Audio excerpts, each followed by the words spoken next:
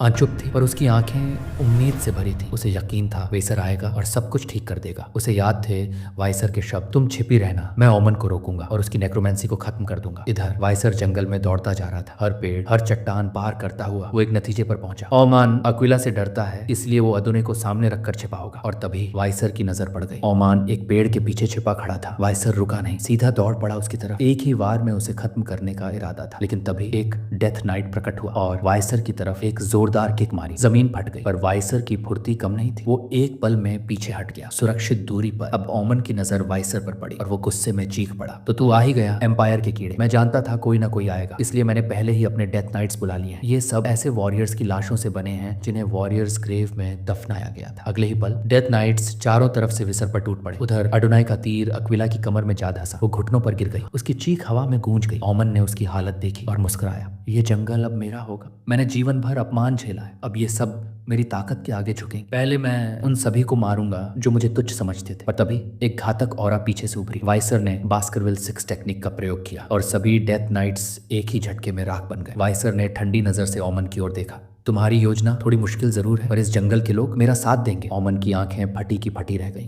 ये मुमकिन नहीं। तू क्या हाई रैंक्ड ग्रेजुएट से भी ताकतवर है? वाइसर की ठंडी आंखें। क्या तुम सच में अपनी हर इच्छा को जान पाए? ओमन कांपने लगा। ए अदुनाई, बचाओ, मुझे बचाओ। अदुनाई ने तीर उठाया पर तभी अक्विला पीछे से आई और उसे एक जोरदार किक मारी। अडोनाई का तीर निशाने से चूक गया। वाइसर के पीछे से कुछ इंच दूर निकल गया। ओमन अब घबरा चुका था। अडोनाई, मारो उसे जल्दी। पर उसके शब्द उसके अंत की शुरुआत थी। एक झटके में उसके दोनों हाथ कट गए। वो देख ही रहा था कि अगली ही सांस में उसका सिर धड़ से अलग हो गया और मरते वक्त भी उसकी आंखों में बस एक सवाल था, ये हुआ कैसे? दूसरी तरफ ब्लैक ट्राइब अब भी डेथ नाइट से लड़ रहा था, पर हालत खराब थी। एक डेथ नाइट ने एक लड़की की कमर से बो छीनी और उसी हथियार से वार करने वाला था, पर तभी उसका शरीर राख बन गया और देखते ही देखते पूरी डेथ नाइट लीजन राख में तब्दील हो गई। उधर अक्विला जमीन पर बैठी, सांसें उखड़ी हुई। उसने सामने देखा अडोनाई की शरीर अब राख बन रही थी। उसने हाथ बढ़ाया और उसकी राख होती हाथ को थामा और धीमे से फुसफुसाया, रेस्ट इन पीस। उसी वक्त ओमन दूसरी ओर से चिल्लाई, ये जंगल मेरा हो सकता था। उसकी आवाज में पछतावा था और गुस्सा। वाइसर, तूने सब कुछ बर्बाद कर दिया। वाइसर ने उसकी ओर देखा।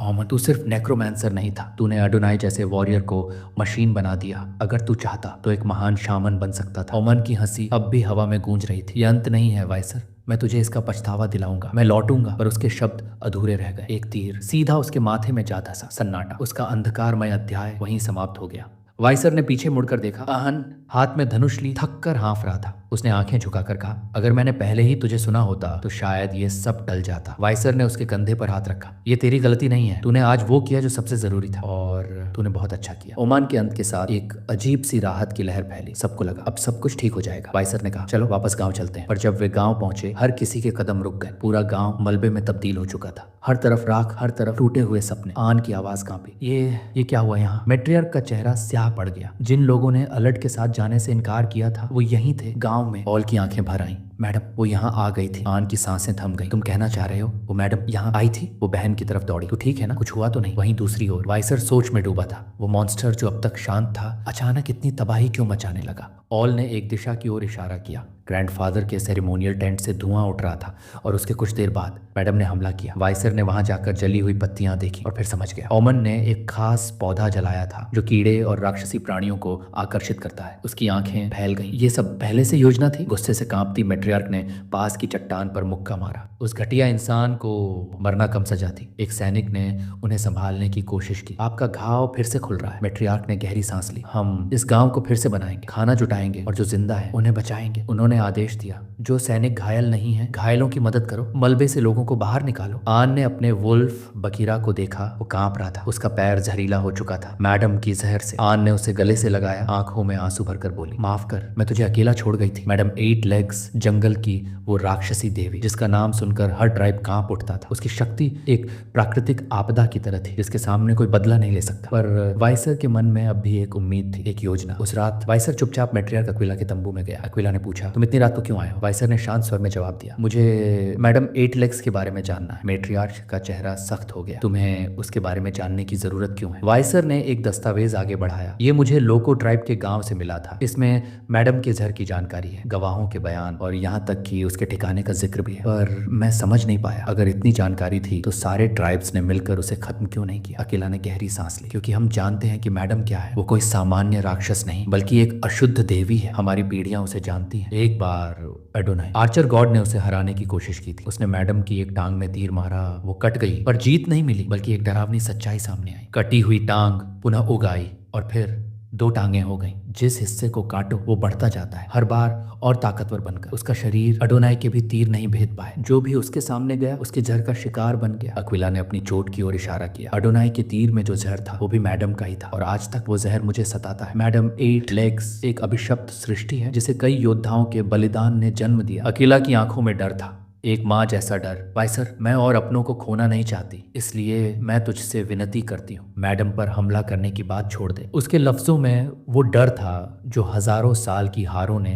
जन्म दिया था। पर वाइसर चुप रहा, क्योंकि उसके मन में कुछ और ही चल रहा था। एक्विला और आर्चर गॉड एडोनाई तक जिससे नहीं जीत पाए। वाइसर ने आंखें बंद की। उनके मुकाबले मेरे पास कुछ भी नहीं है। पर तभी उसका मन एक और तरफ गया। फॉल की दुनिया, जहाँ डिमोनिक मॉन्स्टर्स इंसानों की धरती को रौंदते थे, वहाँ वो मैडम जैसे और उससे भी बदतर मॉन्स्टर्स से लड़ चुका था। मैडम आखिर है तो एक मॉन्स्टर ही। हर मॉन्स्टर की आदतें होती हैं, कमजोरियां होती हैं, बस उन्हें पहचानना है। जंगल के एक कोने में एक शांत पहाड़ी अचानक कांप उठी। उसके शिखर से कई टांगें बाहर निकली। मैडम 8 लेग्स जाग चुकी थी। उसकी चीख जंगल की हवा को चीरती हुई हर ओर फैल गई। कुछ दूरी पर छिपा वाइसर सांस रोके हुए उसे देख रहा था। जागने के वक्त हमेशा एक तेज आवाज होती है। वो कई दिनों से मैडम के ठिकाने की निगरानी कर रहा था और अब उसने पैटर्न समझ लिया था। हर रोज वो तय वक्त पर खाने की तलाश में बाहर जाती है और लगभग 2 घंटे में लौट आती है। उसी समय वाइसर तेजी से जंगल पार करता हुआ उस पहाड़ की चोटी पर पहुंच गया जहां मैडम का केव था। नीचे झांका तो देखा जालों का जाल, जैसे किसी ने चट्टानों को बुन दिया। बाहर से वो जगह एक शांत पत्थर जैसी दिखती थी, पर अंदर खाली और घातक। वाइसर ने एक पत्थर काटा और उसमें फंसे जाले को निकाला। उसे छूकर महसूस किया, ये रेशे इतने सख्त हैं कि कोई सामान्य ग्रेजुएट मना यूजर इसे काट भी नहीं सकता। इन्हीं जालों का इस्तेमाल करके मैं नीचे जा सकता हूँ। जैसे जैसे वो नीचे उतरता गया उसने केव की बनावट को गौर से देखा। एंट्रेंस मैडम की बॉडी के हिसाब से बनी है, जैसे किसी ने उसे ध्यान में रखकर ये जगह बनाई। और फिर एक सन्नाटा, एक डरावना नजारा। हर तरफ जालों में फंसे शरीर, कुछ इंसान, कुछ मॉन्स्टर्स, कुछ पूरी तरह सड़ चुके, कुछ अभी भी सलामत। क्या मैडम उन्हें यहाँ लाकर सिर्फ देखने के लिए छोड़ देती? उसने अपना ध्यान जोर से हटाया। मुझे जल्दी काम खत्म करना होगा वरना 2 घंटे के अंदर वो लौट आएगी। तभी एक दीवार पर कुछ अजीब दिखा, मैडम के अंडे। तो ये उन्हीं स्पाइडर डीमंस की शुरुआत है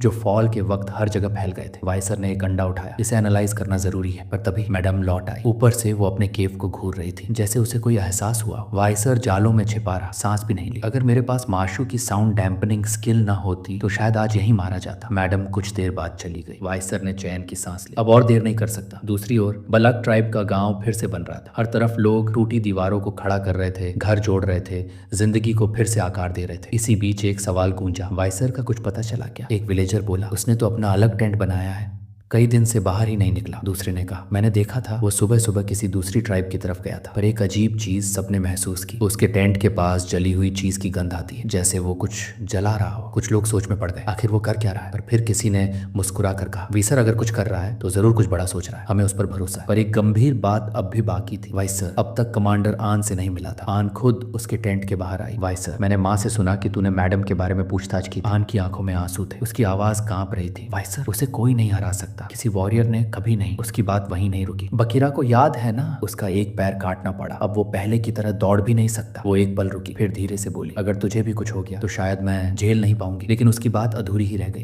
अंदर आओ, कुछ दिखाना है तुम्हें। वो चुपचाप वाइसर के टेंट में दाखिल हुई और जो सामने देखा उसने उसकी सांसें रोक दी। हर दीवार पर दस्तावेज चिपके थे, ड्राइंग्स, नक्शे, जालों के सैंपल, मैडम की त्वचा के टुकड़े, यहाँ तक कि एक अंडा। वाइसर, ये सब क्या है? वाइसर ने एक गहरी सांस ली। ये जानकारी मैंने जंगल की हर ट्राइब से इकट्ठा की है, सब कुछ मैडम के बारे में। उसने उसकी आंखों में देखा, उसके जालों की संरचना, उसकी त्वचा की बनावट, और ये अंडा मैंने सब खुद उसकी लैर में जाकर लिया है। तू उसकी गुफा तक गया था? आन का चेहरा डर से सख्त पड़ गया। वाइसर, तू क्या सच में उससे लड़ने जा रहा है? अगर जा रहा है तो मैं भी तेरे साथ चलूंगी। लेकिन वाइसर की आवाज सख्त थी, तेरा पैर अब भी एडोनाई की चोट से उभरा नहीं है, तू बस मेरे लिए भार बनेगी। उसके शब्द सख्त थे पर पीछे चिंता थी। फिर वो थोड़ी देर चुप रहा, फिर बोला, मुझे अब जंगल छोड़ना होगा। कुछ ऐसा है जो मुझे पूरा करना है और उसके लिए मुझे बास्करविल लौटना पड़ेगा। आन का दिल धड़क उठा। मुझे पता था कि तू एक दिन चला जाएगा। उसकी आंखें नीची थी। पर वाइसर ने मुस्कुरा कर कहा, आन, मैं लौटूंगा, और जब लौटूंगा तो इस जगह को सुरक्षित पाऊं, इसलिए मैं मैडम को मारना चाहता हूँ। मैं नहीं चाहता कि जो बकीरा के साथ हुआ वो किसी और के साथ हो। आन ने उसकी तरफ देखा। उस शब्द ने उसे चौंका दिया। हंट? तू उसे हंट करने की बात कर रहा है? उसने वो सारे लम्हे याद की, जहर वाला हादसा, ओमन की जटिलता, हर मुश्किल जो वाइसर ने अकेले झेली थी। वो हल्का सा मुस्कुराई और उसका हाथ पकड़ लिया। अगर तू हंट कह रहा है तो क्या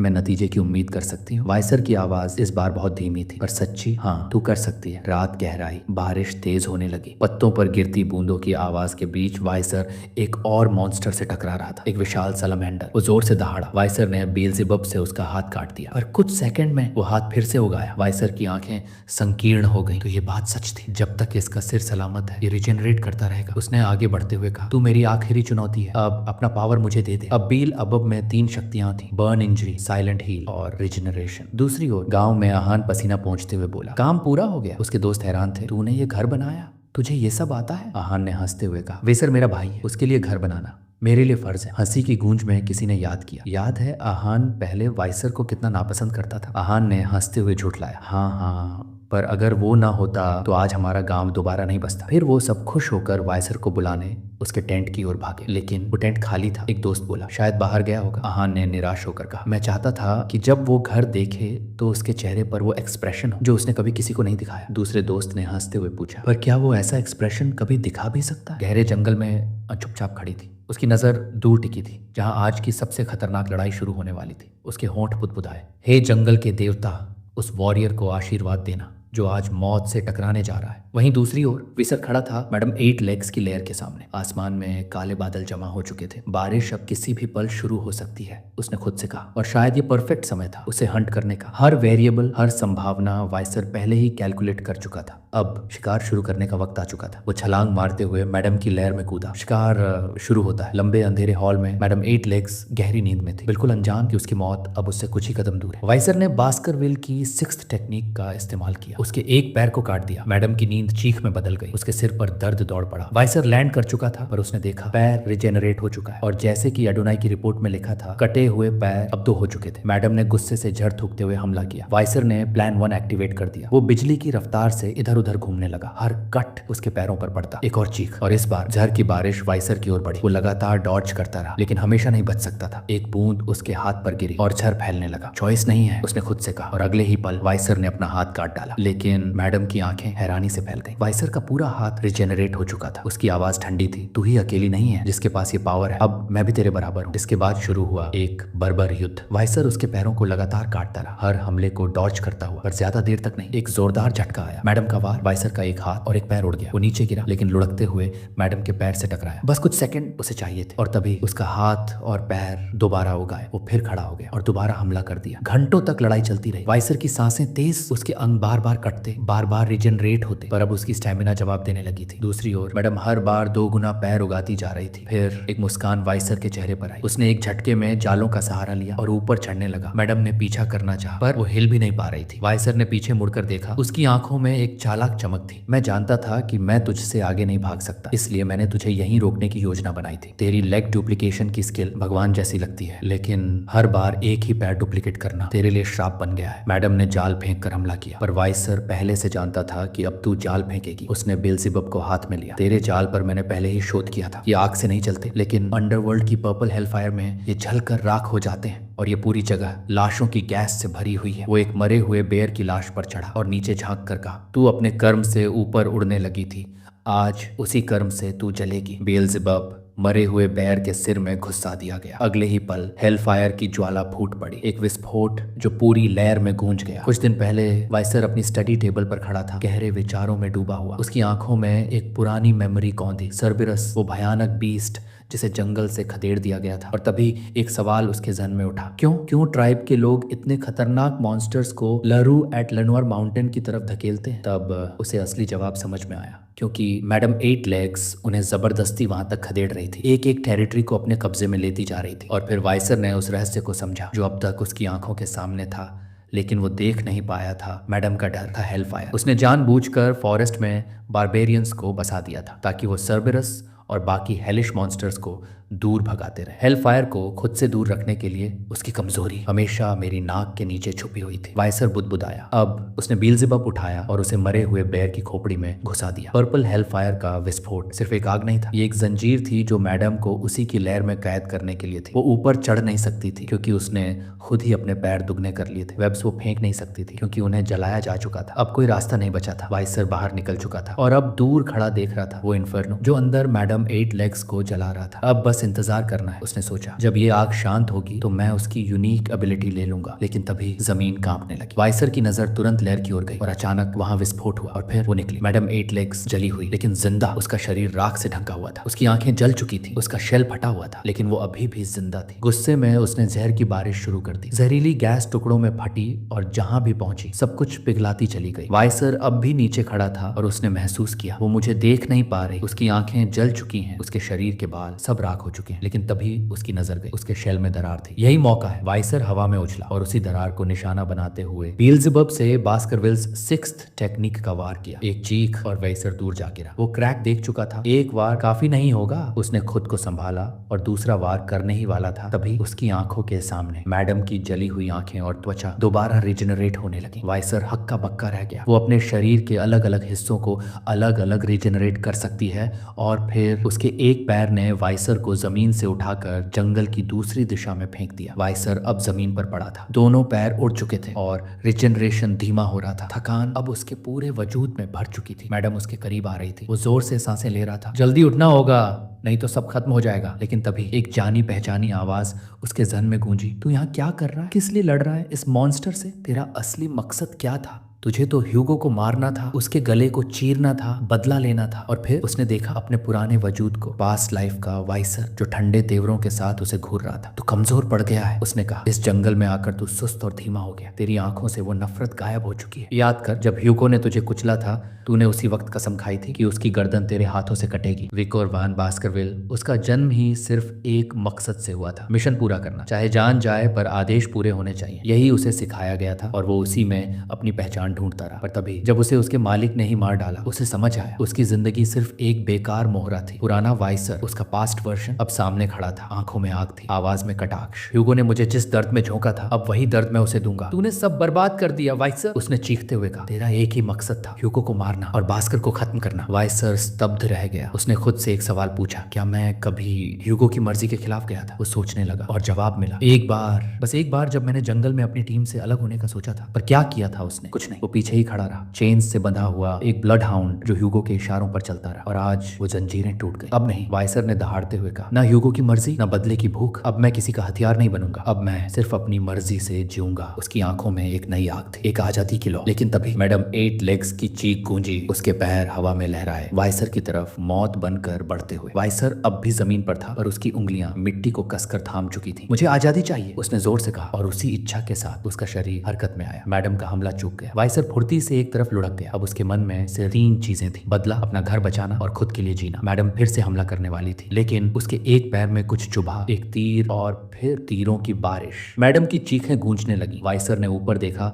दूर एक पहाड़ी पर आन और मैट्रियार्क अपने बो उठाए खड़ी थी। ऑन की आवाज गूंजी, ये मेरे हस्बैंड कैंडिडेट की लड़ाई है और मैं उसके साथ हूँ। बालक वॉरियर्स उसके पीछे जमा हो गए थे। अब वाइसर अकेला नहीं था। वाइसर के चेहरे पर एक हल्की मुस्कान आई, पर नजरें अब भी मैडम के शेल पर टिकी थी। उसने दोबारा छलांग लगाई और बील्ज़ेबब को उसी क्रैक पर दे मारा। एक और धमाका। वाइसर पीछे जा गिरा, लेकिन अब वो पीछे हटने को तैयार नहीं था। मैडम की शेल भले ही मजबूत हो, पर उसका इरादा अब उससे भी मजबूत था। वाइसर अब भी जिंदा था, टूट चुका था, जख्मी था, जहर उसकी नसों में दौड़ रहा था, पर उसने हार मानने से इनकार कर दिया। मैं तब तक लड़ूंगा जब तक कोई रास्ता नहीं मिल जाता। लेकिन मैडम 8 लेग्स अब पागल हो चुकी थी। उसने जमीन पर अपने भारी पैरों से प्रहार करना शुरू किया। हर वार के साथ जमीन फटी, धमाके हुए, धूल के बादल उठे। बलक वॉरियर्स पीछे हटने लगे, एक दूसरे को चिल्लाकर खतरे की चेतावनी देने लगे। लेकिन आन ने कुछ देखा। उसकी नजर मैडम के पांवों की बेताबी पर पड़ी और उसे समझ आया, वाइसर ने उसे कोने में धकेल दिया है, किसी को पीछे नहीं हटना है। आन की आवाज गूंजी, लड़ाई अब अपने आखिरी पड़ाव पर है। पहाड़ी पर खड़ी मैट्रियार्क धड़कती सांसों के बीच सब देख रही थी। मैडम को उसने हमेशा एक आपदा माना था, जिसे हराया नहीं जा सकता, उसे कभी खत्म करने की सोची भी नहीं थी, जैसे उसके पूरे शरीर के सेल्स को यकीन हो कि ये नामुमकिन है। लेकिन आज वाइसर ने उसे वो दिखा दिया जो उसने कभी सोचा भी नहीं था। डर से लड़ा जा सकता है, आपदा के खिलाफ खड़ा हुआ जा सकता है। उसने कमर सीधी की और चाहे उसकी हड्डियां टूटे या खून उगलना पड़े, अब वो रुकेगी नहीं। ऑरा उसके शरीर से फूटने लगी, उसकी मांसपेशियां तन गई और फिर एक तीर छोड़ दिया गया, तेजी ऐसे मानो हवा को चीरता हुआ गया। मैडम के शरीर पर सीधा वार, एक जोरदार धमाका, उसकी चीखें गूंजी। वाइसर को मौका दिखा, उसने फौरन छलांग मारी और मैडम के क्रैक्ड स्पॉट के पास पहुंच गया। उसने अपनी पूरी ताकत समेटी और छोड़ा। Basketball technique 1, deeply piercing fang. धमाका हुआ, शेल फट गई, एक दरार खुल गई और वाइसर उसमें घुस गया। आन हक्की बक्की रह गई, वो अंदर चला गया। पर ये तो बस शुरुआत थी। बास्केटबॉल टेक्निक 2, बाइटिंग फैंग, फिर टेक्निक 3, स्लाइसिंग फैंग, फिर टेक्निक 4, टेयरिंग फैंग और टेक्निक 5, श्रेडिंग फैंग। हर वार एक नई चीख, हर चीख एक नया जख्म। मैडम का मुंह खून से भर गया था। वाइसर की आंखों में अब एक ही रोशनी थी, अब मैं ह्यूगो का ब्लड हाउंड नहीं, अब मैं खुद अपनी किस्मत का मालिक हूँ। और फिर अंतिम वार, टेक्निक 6, क्रशिंग फैंग। पूरी ताकत, सारा गुस्सा, सारा दर्द, सब कुछ इस एक वार में झोंक दिया। मैडम की चीखें अब आसमान फाड़ने लगी थी और तभी उसकी आंखें फटी की फटी रह गई। वाइसर उसकी आंख से बाहर निकल आया। बलक वॉरियर्स सन्न रह गए। आन की आवाज कांप उठी, वो उसकी आंख से बाहर आ गया। मैडम का शरीर जमीन पर गिरा, धूल का तूफान उठा। वाइसर वहीं गिर पड़ा, जमीन पर हाँफते हुए। जहर अब भी उसकी नसों में बह रहा था। ये जहर, इसका सोर्स मैडम का खून है। लेकिन सोचते सोचते अंधेरा छा गया। वाइसर की आंखें बंद हुई पर हाथ ऊपर उठ गया। बेल्ज़ेबुब खुद ब खुद प्रकट हुआ। उसने मैडम के शरीर में गहराई तक प्रवेश किया और उसकी दावत शुरू हुई। मैडम 8 लेग्स अब किसी और ही दुनिया में थी, एक अजीब अंधेरी जगह, घबराई हुई, कांपती हुई। और उसके सामने थे बेल्ज़ेबुब और उसके अंदर समाये 3 बॉसेस। सरबरस आगे बढ़ा, 3 सिरों से उसके पैरों को चबाने लगा। मैडम चीखी पर कुछ कर नहीं सकी। बेल्ज़ेबुब ने आदेश दिया, उसकी आत्मा चाहिए मुझे। और फिर उसकी सोल खाने का सिलसिला शुरू हुआ। वाइसर अभी भी बेहोश था पर तभी किसी की आवाज उसके कानों में गूंजी। वाइसर कोई बुरी तरह पुकार रहा था। आवाज में बेचैनी थी, लेकिन आसपास खड़े लोग चिल्ला उठे, रुको, पास मत जाओ, वो झर में डूबा है। लेकिन आन नहीं रुकी, वो भागती हुई उसके पास पहुंची, घुटनों के बल गिर पड़ी। वाइसर प्लीज होश में आओ। उसकी आंखों से आंसू बह रहे थे, आवाज कांप रही थी। लेकिन वाइसर की आंखें फिर से बंद हो गई। कुछ पल बाद वो हिला, धीरे से आंखें खोली। आवाज धीमी थी पर शब्द तीर की तरह निकले, इतना जोर से चिल्लाओ मत, सोने नहीं दे रही हो। आन की आंखें भर आई, वो हंसी और रोई भी। पागल हो गया, मुझे डर ही लग गया था। उधर दूसरी तरफ बेल्ज़ेबुब एक सुकून भरी स्लर्प के साथ अपना काम खत्म कर चुका था। अब उसके पास थी 3 खतरनाक ताकतें, डेडली पॉइजन मैडम 8 लेग्स से, साइलेंट हीलिंग मसासू से, रिजेनरेशन मार्श सैलामेंडर से। कुछ दिन बीते, बलक वॉरियर्स जमीन पर लेटे हुए थे, उत्सव की मस्ती में चूर। ऊपर मैडम के कटे हुए सिर पर मैट्रियार्क और एक दूसरी ट्राइब के चीफ ने जाम उठाया। बधाई हो। वाइसर पास बैठा था, चारों ओर खुशी और शोरगुल था और वो सोच रहा था कितने दिन हो गए इस उत्सव को शुरू हुए, इन लोगों को वाकई जश्न मनाना आता है। बकीरा उसे देख मुस्कुराया। विसर ने बेरा के हालचाल पूछे, जिसने हाल ही में एक और वुल्फ को हराया था और अपनी साथी को पाया, हालांकि उसने एक टांग खो दी थी। तूने अपना बदला लिया है बेरा, अब आराम कर। वाइसर ने खुद पर भी नजर डाली, सोचा मैडम को हराने के बाद मैं सच में बदल गया। उसे याद आया उसने 7th टेक्निक भी इस्तेमाल की थी। क्या ये अचीवमेंट इफेक्ट की वजह से था या फिर उस मौत जैसी लड़ाई ने मुझे मार्शल आर्ट्स समझा दी। लेकिन फिर भी ह्यूगो के 7वें तकनीक के सामने मेरा वार अभी भी अधूरा लगता है। पर एक बात तय थी, मैं पहले से कहीं ज्यादा मजबूत हो चुका हूँ। उसने अपनी गर्दन का गार्लेंड तोड़ दिया। मेरा मकसद पूरा हो चुका है, अब वक्त है बास्करविल लौटने का। कुछ दिन बाद वाइसर तैयार खड़ा था, पूरे आदर के साथ मैट्रियार्क से विदाई मांगी। मैट्रियार्क ने मुस्कुरा कर कहा, तुझे रोकने की कोई वजह नहीं, एक बार जो हमारा हिस्सा बन गया वो हमेशा हमारा रहेगा। जैसे ही तू गया था तू बलक हंटिंग कमांडर बन चुका था। वाइसर ने सिर झुकाया। चारों तरफ गांव वाले खड़े थे पर आन कहीं नहीं दिखी। शायद वो मुझे जाते हुए देखना नहीं चाहती। जैसे ही वो मुड़ा जाने को, पीछे से आवाजें आई, कभी भी जरूरत हो हमें पुकारना, तू हमारे लिए हीरो है, हम तेरा इंतजार करेंगे। आन की आंखों में चमक थी। वापस आना भाई, ऑल ने हंसते हुए कहा, फॉरेस्ट से अपडेट देते रहना। वाइसर मुस्कुराया, जंगल की ओर बढ़ा पर तभी उसके कदम थम गए। कोई आगे खड़ा था, आन, उसके हाथ में कुछ था। उसने धीरे से पूछा, क्या सच में जा रहे हो? वाइसर चुप रहा। आन पास आई, जो पकड़ा था वो उसके हाथ में थमा दिया। वाइसर ने देखा, ये क्या? कुछ समझ नहीं आया। आयन नजरें चुराते हुए बोली, ये अनुबिस है, वो बड़ा धनुष जिसे एडोनाई चलाता था, मैंने उसे तेरे लिए एडजस्ट किया है। वाइसर सन्न रह गया, इसीलिए वो पिछले कुछ दिनों से कहीं दिख नहीं रही थी। विसर कुछ कहने ही वाला था लेकिन एन ने उसे फिर से चौंका दिया। उसने उसकी गर्दन के चारों ओर एक चोकर पहनाया। वाइसर ने ध्यान से देखा, उसमें एक टूटी हुई चेन झूल रही थी। ये क्या है? उसने पूछा। एन ने जवाब दिया, तू जब बेहोश था और बाद में भी नींद में बार बार ब्लड हाउंड की बातें कर रहा था, पर तू ब्लड हाउंड नहीं है। ब्लड हाउंड कभी तेरी तरह नहीं लड़ते, न तेरी तरह सोचते। उसकी आंखें नरम थी, आवाज में गहराई थी। तू एक वुल्फ है वाइसर, और वुल्फ को चेन में घसीटते हुए देखना अजीब लगता है। वाइसर कुछ पल तक उसे देखता रह गया। धीरे धीरे उसके चेहरे पर एक मुस्कान उभरी। वो बोलने ही वाला था, आन थैंक, पर उससे पहले ही आन ने चेन पकड़ी, उसे अपनी तरफ खींचा और उनके होंठ आपस में मिल गए। एक पल पूरा जंगल चुप हो गया, सिर्फ एक नरम सजीव खामोशी जिसमें सिर्फ एहसासों की आवाज थी। कुछ पलों बाद आन ने खुद को पीछे खींचा, उसकी आंखों में आंसू भर आए। वो पलटी और धीमे धीमे गांव की तरफ लौटने लगी। कहते हैं एम्पायर में अलविदा इसी तरह कहते हैं। हैं। पहले तू मुझसे कमजोर था, अब देख कितना बदल गया है तू। उसकी आवाज कांप रही थी। गुड बाय वाइसर, अपना ध्यान रखना। वाइसर की आंखों में चमक थी। एक हल्की सी हंसी के साथ वो बोला, एम्पायर में अलविदा ऐसे कहते हैं, ये पहली बार सुना, बट डोंट वरी, हम फिर मिलेंगे नेक्स्ट टाइम। आन के कदम रुक गए। उसने आंसू पोंछे, फिर पीछे मुड़कर देखा। सी यू नेक्स्ट टाइम वाइसर।